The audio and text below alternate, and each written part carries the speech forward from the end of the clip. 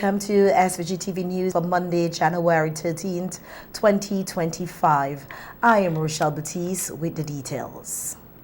St. Vincent and the Grenadines has made significant progress despite challenges such as Hurricane Beryl, which slowed the country's development. However, recovery efforts are moving forward positively.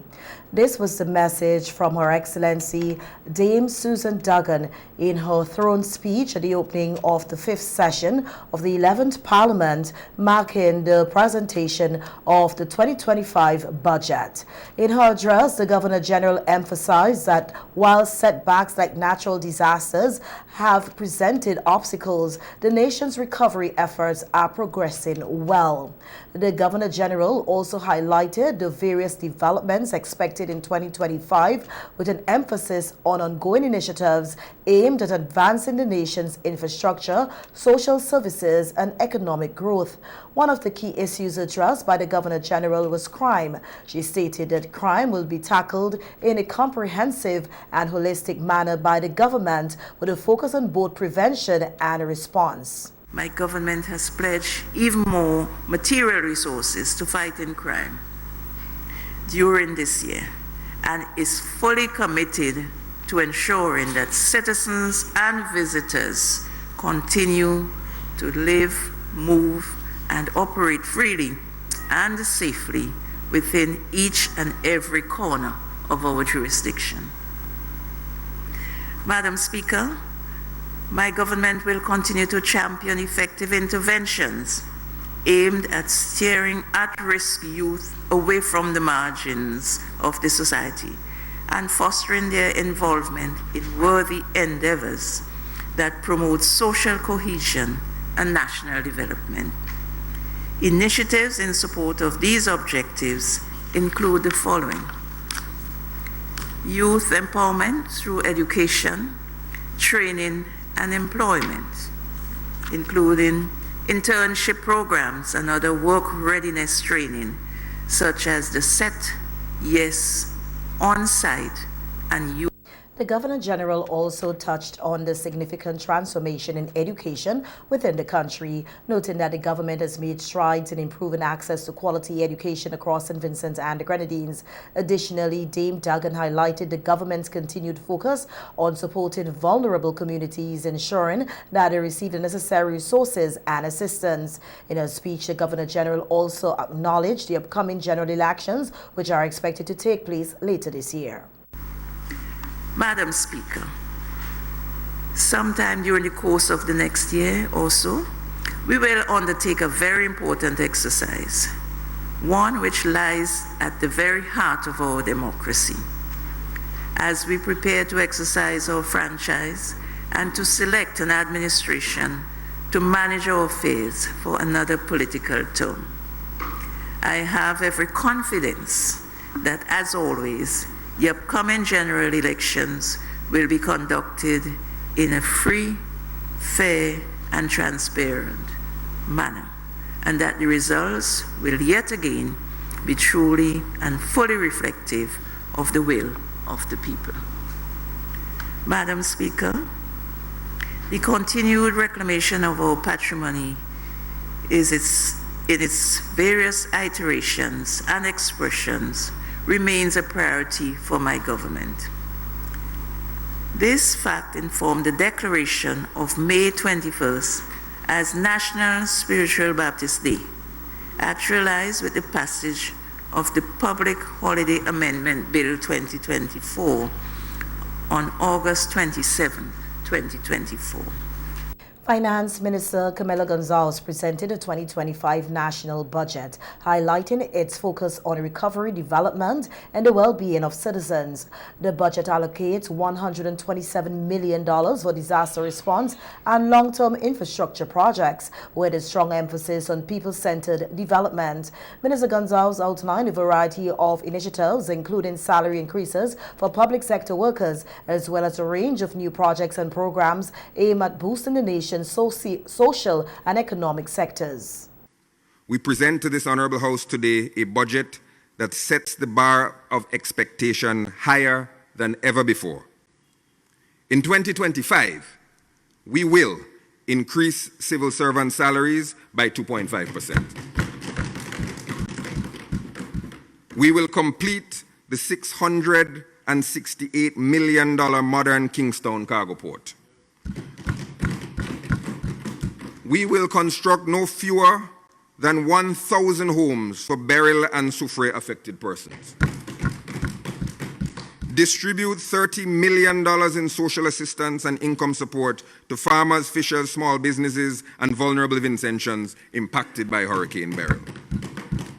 We will complete the Barley Blackfish Processing Center. We will significantly advance construction on the modern Arroot factory.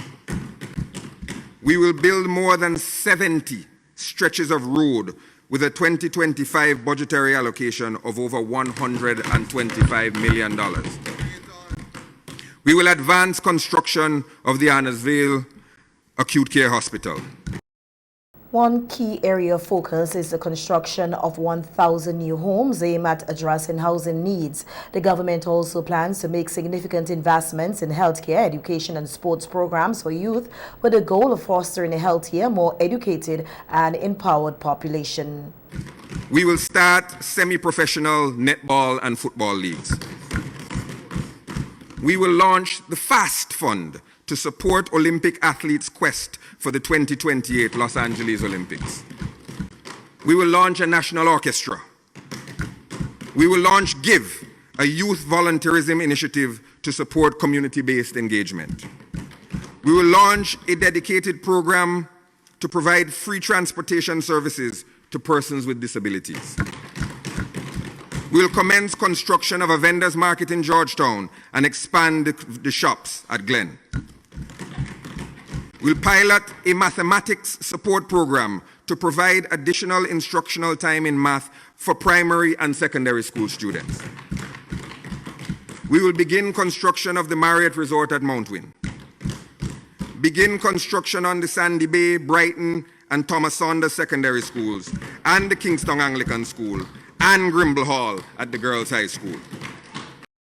In a bold move, the finance minister emphasized that all infrastructure development and recovery efforts will proceed without any new tax increases, reassuring the public that these ambitious plans will not place additional burdens on taxpayers. We'll begin cultural, educational, wellness, and production hubs in Bellevue, Park Hill, Trumuka, and Pittibodel. We will provide 2,600 laptops to community college and secondary school students.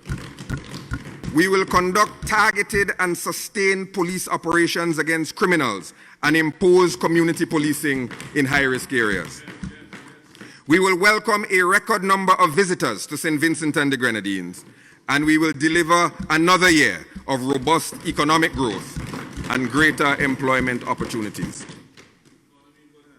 And we will do it all without raising taxes or fees on the people of St. Vincent and the Grenadines. And the government's approach, he said, is designed to ensure sustainable growth and improve the standard of living for all citizens while rebuilding and strengthening the nation's infrastructure for the future.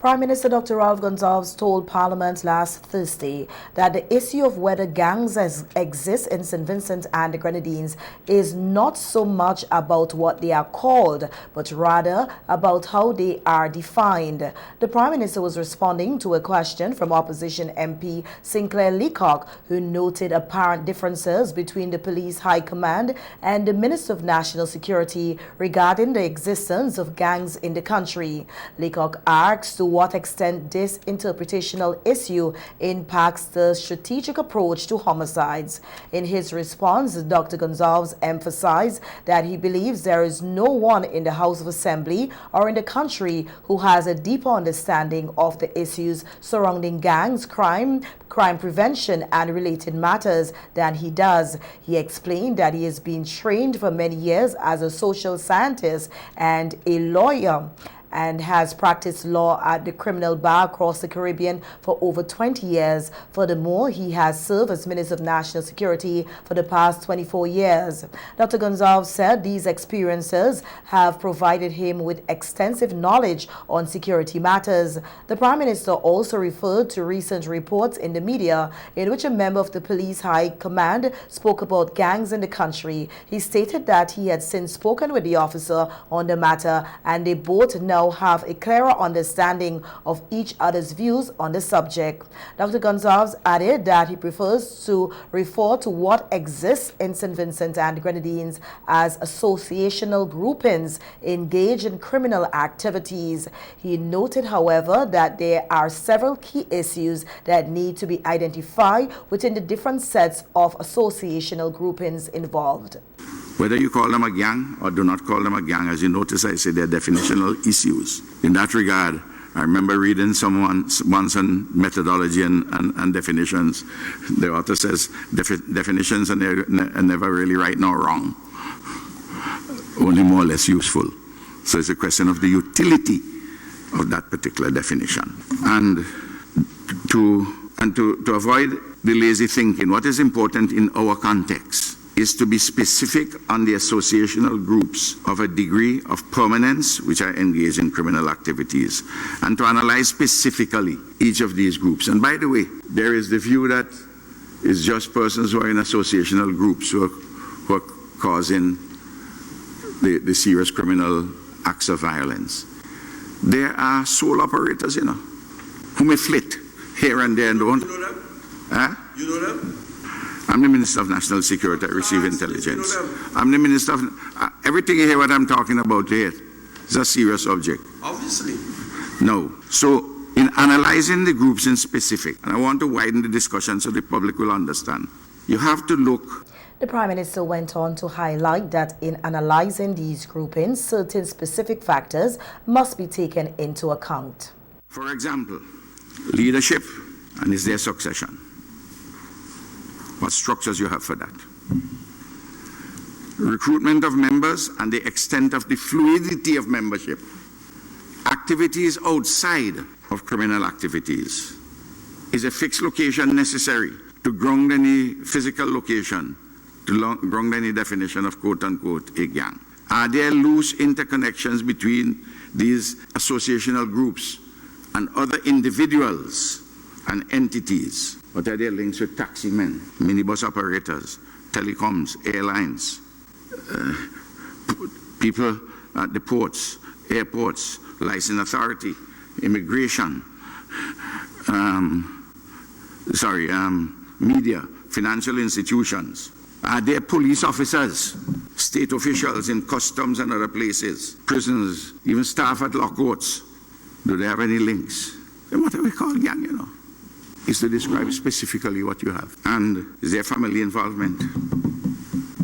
And so Dr. Gonzalez suggested that what is needed is a reframing of the approach to gathering and analyzing information, particularly by refashioning some units within the police force. He emphasized the importance of taking a more scientific approach to the issue.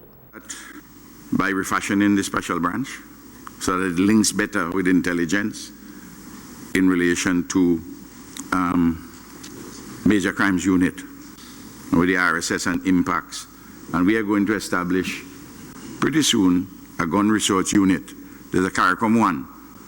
And I was involved in the discussion and say we should have individual ones. There's one which has been established in Trinidad, which we are seeking to learn from some practices there, which the state has put into place with the gun research unit to address this question more efficaciously. I put this for your consideration. It gives me the opportunity to speak on it because of topical nature. St. Vincent Grenadines is a small place, and given the nature of information technology, you could have a database that in all the households across St. Vincent and Grenadines, which persons are in those households who are involved in serious criminal activity. A complete database, not difficult to do.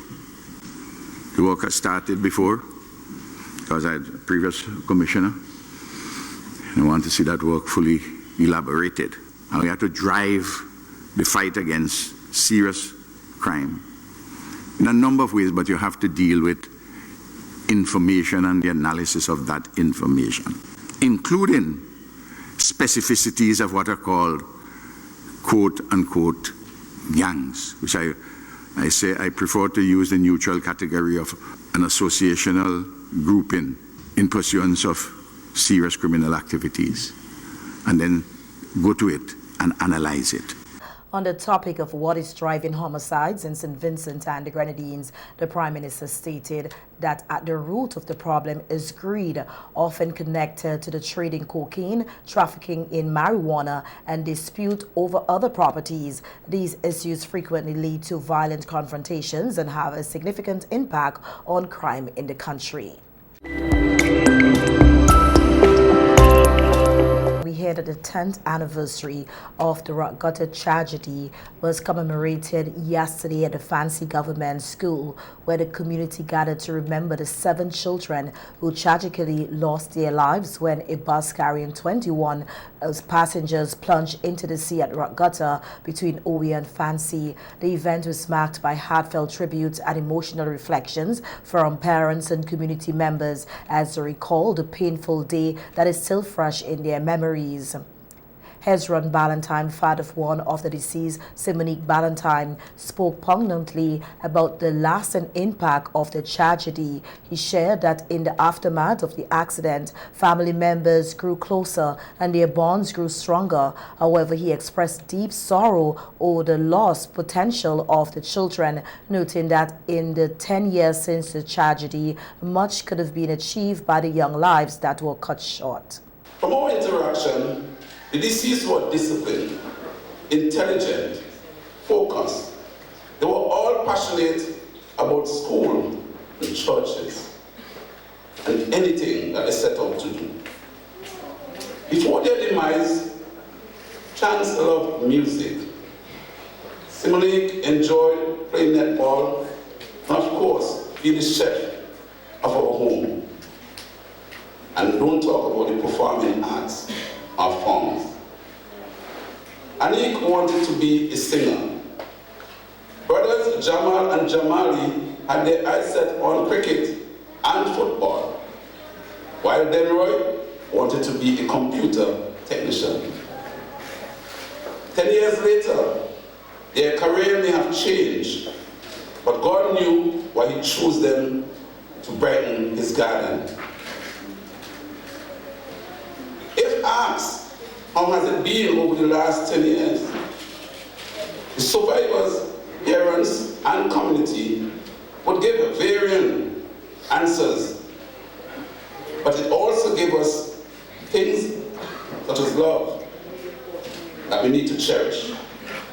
Prime Minister Dr. Ralph Gonsalves, who attended the memorial service, also took a moment to recall the heartbreaking day. He shared that the tragedy remains etched in his memory and acknowledged the deep pain that the families and the community continue to experience. Dr. Gonsalves, who has also suffered the loss of a child, expressed his empathy, saying that he understands the sorrow and grief that the families endure. I read books and movies there, trying to make sense.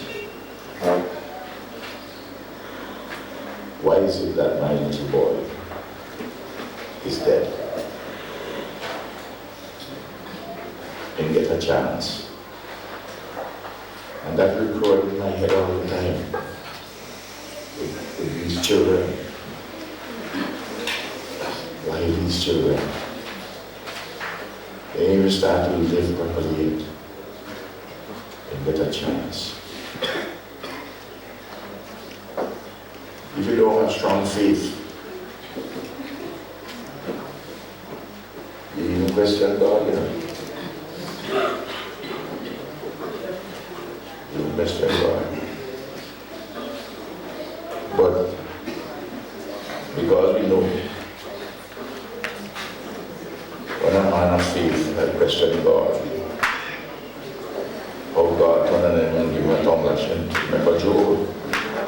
Opposition leader Dr. Godwin Friday also spoke at the memorial service, offering words of strength and encouragement to the community. He acknowledged the significant emotional toll the tragedy has taken on the residents, particularly those who lost loved ones. Dr. Friday expressed hope that the community will continue to stay strong and support each other as they move forward.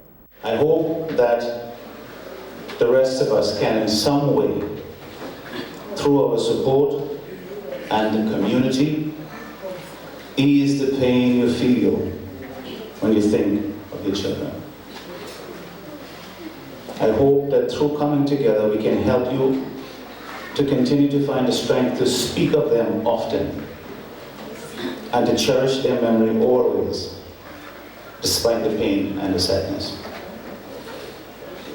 I hope you can find happiness in the blessing that they were to you. We all accept that God knows best. Let us pray that we never experience such a tragedy again. However, it need not all be sorrowful. Be comforted in the knowledge that all lives are precious and leave us something of value, even when cut short. Also speaking at the ceremony was Montgomery Daniel, parliamentary representative for North Windward and Deputy Prime Minister. He offered his condolences to the grieving families and reflected on the lasting impact of the tragedy on the community. Daniel emphasized the need for continued support and solidarity in the face of such profound loss. Tributes were also paid by other family members and opposition Senator Chevron John. In addition to the memorial service, a candlelight vigil was held on Saturday at the site of the tragedy. The vigil brought together community members, family and friends as they paid their respects to the 7 children who lost their lives. The Prime Ministerial Advisory Council on Youth hosted its inaugural Youth Excellence Awards on Saturday at the St. Vincent and the Grenadines Community College. The event recognized and celebrated the achievements of several of the nation's youth in various fields, including education, sports, arts, and community service. In his address at the awards ceremony, Prime Minister Dr. Ralph Gonsalves emphasized the importance of fostering a culture of excellence among the country's youth. He explained that the Prime Ministerial Advisory Council on Youth was established to bring fresh ideas and perspectives to youth development with the ultimate goal of helping the nation move forward. Advisory Council on Youth. You have a critical role to play in bringing fresh ideas to the table within this paradigm shift and for you to rise. And I want to tell you that this old man, every single day, I want to learn new things and fresh things. That is why when I was young, I was a rebel. Today, I am still a rebel. And I want young people to help me in this rebellion against backward ideas, stupidity. Join me in the rebellion against underdevelopment, and let us build together a better St. Vincent and the Grenadines. Have our life, living and production more advanced within the interests of our own people.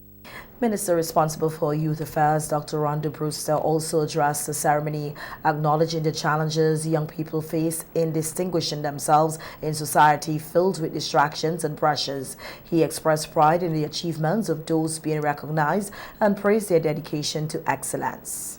We have a very keen eye when it comes to talented young people in St. Vincent and the Grenadines. And it is our belief that our young people must be given the opportunity to soar with their wings unclipped. And what we are seeing here tonight is part and parcel of making sure that we invest in our young people, in also making sure that our young people are positively engaged and to also make sure that for the next 10-15 years, we have outstanding citizens here in St. Vincent and the Grenadines. I must commend my cabinet colleagues for the excellent support they have been giving to the youth across our nation. Minister of Finance, Economic Planning and Information Technology, Camilo Gonzalez, expressed his appreciation for the work done by the Prime Ministerial Advisory Council on Youth and the successful hosting of the Youth Excellence Awards. Minister Gonzalez also expressed his hope that the award ceremony will inspire other young people to pursue excellence in their own lives and to contribute positively to the development of St. Vincent and the Grenadines. When Anson and I began speaking about ways in which to celebrate young people, he was very keen on this idea for youth awards, and we supported it wholeheartedly, and I'm very glad that it's coming off the way it's coming off so far. The Prime Ministerial Advisory Council is, the word advisory is in its name, and I want to let you know that from the government side, we take that word advisory very seriously. The council is not just simply to have events, as beautiful as this event is, but it is to advise the government on how young people of St. Vincent and the Grenadines want the future of St. Vincent and the Grenadines to look. And we have taken on board so much of the advice and the perspectives of this advisory council so far that we're excited about where this relationship is going to go in the future. The Youth Excellence Awards are expected to become an annual event with the goal of continuously recognizing and celebrating the exceptional contributions of the nation's youth.